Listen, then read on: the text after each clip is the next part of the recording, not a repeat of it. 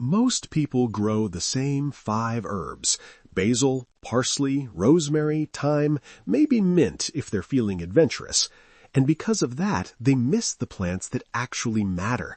The plants that healed entire villages before pharmacies existed. The plants that flavored food before global spice companies decided what we were allowed to taste. The plants that grew so easily they were never meant to be sold. Some of these herbs were once so valuable they were literally used as currency, and one of them has been scientifically proven to contain more healing compounds than most modern medicines combined. Today, I'm showing you 20 forgotten plants that flavor food, heal the body, and grow almost by themselves. Before we go any further, this is Buried Nature Archive. If you're interested in uncovering the plant knowledge that history quietly buried, the kind that actually worked, make sure you subscribe now. We release deep dives like this regularly, and once you start seeing plants differently, there's no going back. This channel exists for people who know something doesn't add up, for people who suspect that healing didn't suddenly begin when pills were invented. Not trends, not hype, just the old plant knowledge that survived because it worked. If that sounds like you, you're in the right place. Here's how these plants disappeared. Over the last 100 years, healing moved from gardens to factories. Pharmaceutical medicine replaced local remedies. Industrial farming replaced diverse home plots. Flavor got standardized. If a plant didn't ship well, dry well, or scale well, it vanished. If it was too bitter, too strong, too effective, or too easy to grow, it had no place in a profit-driven system. These plants didn't stop working, we just stopped paying attention. Let's bring them back. Number 1 is Costmary, once known as Bible leaf. For centuries, people pressed its large, fragrant leaves into their Bibles because the scent lasted for years. It smells like mint, lemon, and balsam combined. Costmary was used to flavor ale before hops existed, to calm digestion, and to freshen rooms and clothing. Today, it still works the same way. It's soothing, aromatic, and versatile. It grows as a tough perennial, tolerates shade and poor soil, and spreads slowly on its own. It vanished because it didn't fit commercial herb markets. This is the kind of plant that quietly does everything well without needing attention, a multi-tool disguised as a leaf. Number 2 is True Hyssop, not anise hyssop, but the original. This plant shows up in ancient texts for respiratory health, digestion, and purification. It has a slightly bitter, minty flavor that pairs perfectly with meat and savory dishes. Hyssop contains natural antiseptic compounds, and historically it was used to cleanse both homes and lungs. Today, it's still used for coughs and congestion. It's drought-tolerant, thrives in rocky soil, and flowers heavily for pollinators. It disappeared because it wasn't sweet or mild enough for modern tastes. This is an herb that cleans from the inside out. Number 3 is rue. Rue has a reputation for magic, but its real power is practical. It repels insects aggressively. Aphids, beetles, flies, even animals avoid it. Medicinally, it was used to strengthen circulation and capillaries. Today, science confirms those properties. Rue is evergreen, ornamental, and thrives on neglect. It vanished because it's strong and demands respect. This plant doesn't ask permission. It protects its space. Number 4 is southernwood, also called lad's love. It smells like lemon, pine, and clean air. For centuries, people used it to repel moths, aid digestion, and scent their homes and clothing. It grows into a soft silver shrub that tolerates drought and poor soil effortlessly.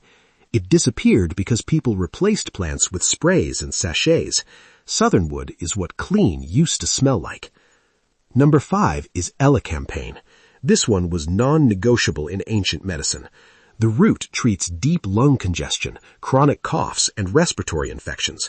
Modern research confirms its expectorant and antibacterial properties. It grows tall, bold, and dramatic, with massive leaves and yellow flowers. It vanished when antibiotics took over. This is a lung medicine disguised as a sunflower. Number 6 is sweet Sicily. This plant tastes like licorice, but its real magic is chemical. It reduces sourness in food. Add it to tart fruit and you need half the sugar. Monks used it to sweeten preserves naturally. It thrives in shade, feeds pollinators, and offers edible leaves, seeds, and roots. It vanished because sugar became cheap. This plant literally makes food healthier without trying. Number 7 is horehound, one of the most powerful cough remedies ever grown. It clears mucus, soothes throats, and calms the chest. Old-fashioned horehound candy was medicine, not a treat. It grows tough, low, and unbothered by drought. It vanished when cough syrups became bottled and branded. This is winter medicine that grows itself. Number 8 is tansy.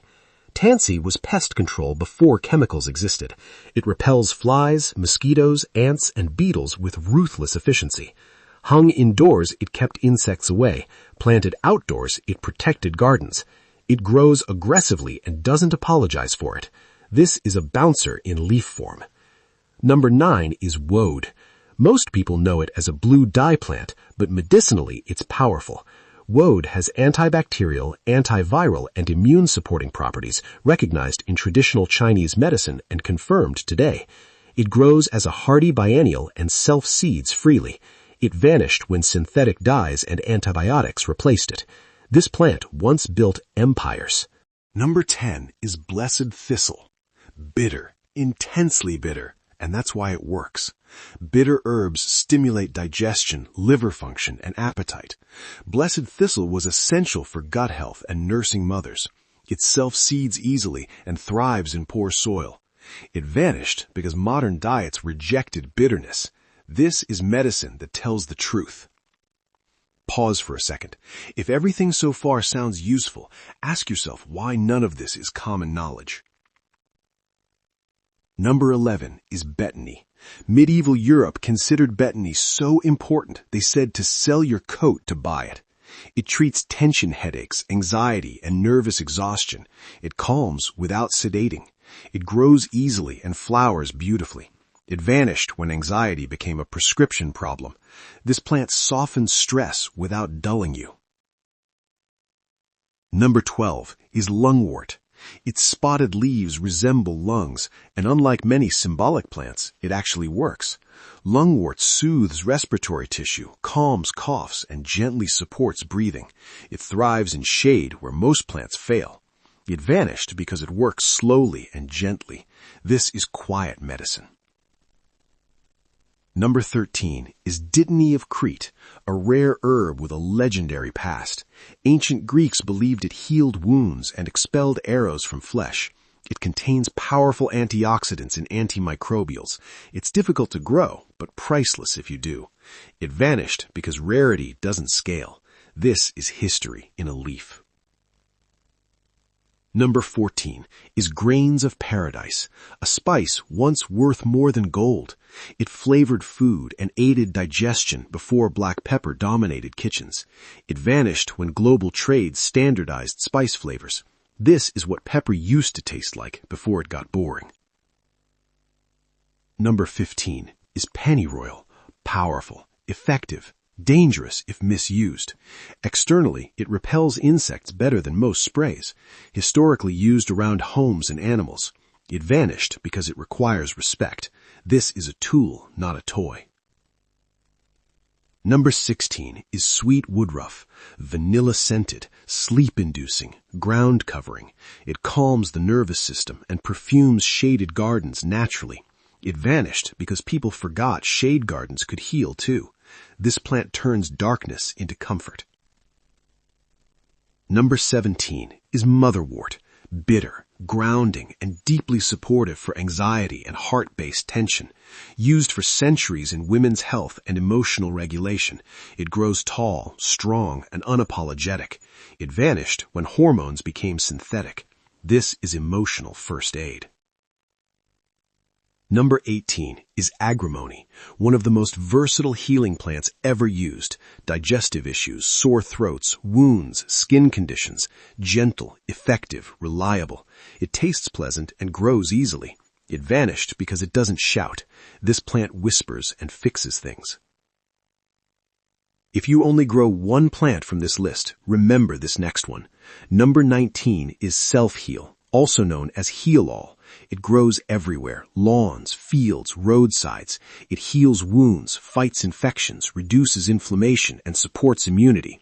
Modern studies confirm its antiviral and antibacterial power. Cultures across continents named it the same thing independently. That's not coincidence. This is medicine growing under your feet.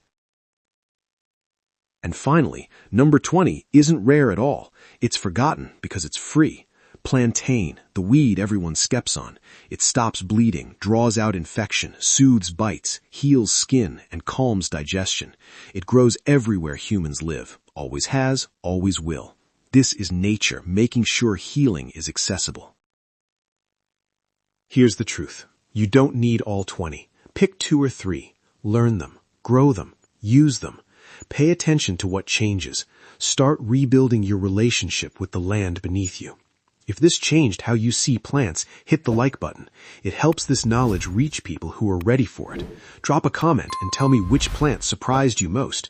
And if you haven't subscribed to Buried Nature Archive, now is the time.